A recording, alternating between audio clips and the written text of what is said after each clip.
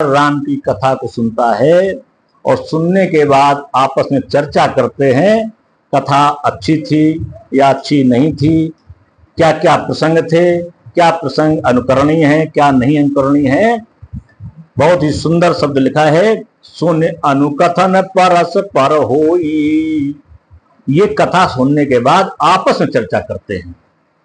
ये नदी के सहारे चलने वाले यात्री हैं।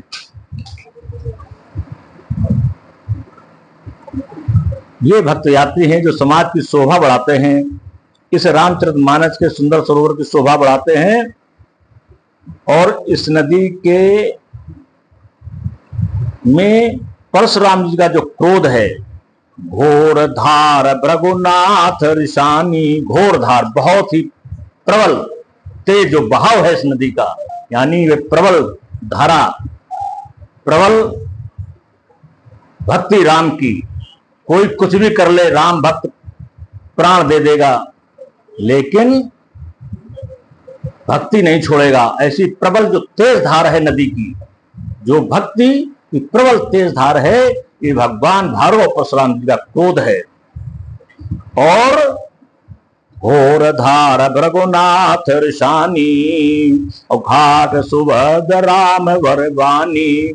और इस प्रवाह को रोकने के लिए, इस प्रबल प्रेम भगवान राम से करने वाले अनुराग घाट से बाहर न हो पाए, इस तेज भाव में, भक्ति भाव में भक्त कहीं बह न जाएं, उस घाट को रोकने के लिए भगवान राम की सुंदर वाणी ये उन घाटों को, प्रबल धार को रोकती है। ये किनारे हैं, घाट सुबद्ध, बहुत ही सुंदर बंधे हुए किनारे हैं। राम वरवानी, बहुत सुंदर भगवान की वाणी है राम की।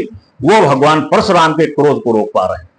भगवान के परशुराम के क्रोध को कोई आज तक रोक नहीं पाया। एक बार गणेश जी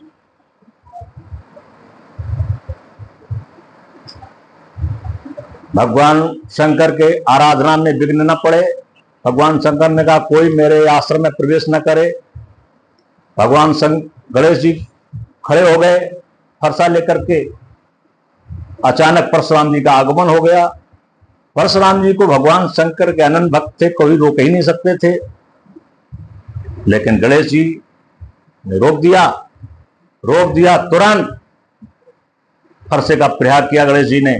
भगवान परशुराम जी ने बोले हमको कौन रोकने वाला आज तक पैदा हुआ, और भगवान शंकर हमारे गुरु हैं, तुम अगर उनके बेटे हो तो मैं भी उनका शिष्य हूं, तुमसे ज्यादा अधिकार रखता हूं। और तुरंत फरसा मारा, दांत टूट गया। एक दंत उसी दिन से गणेश जी हो गए।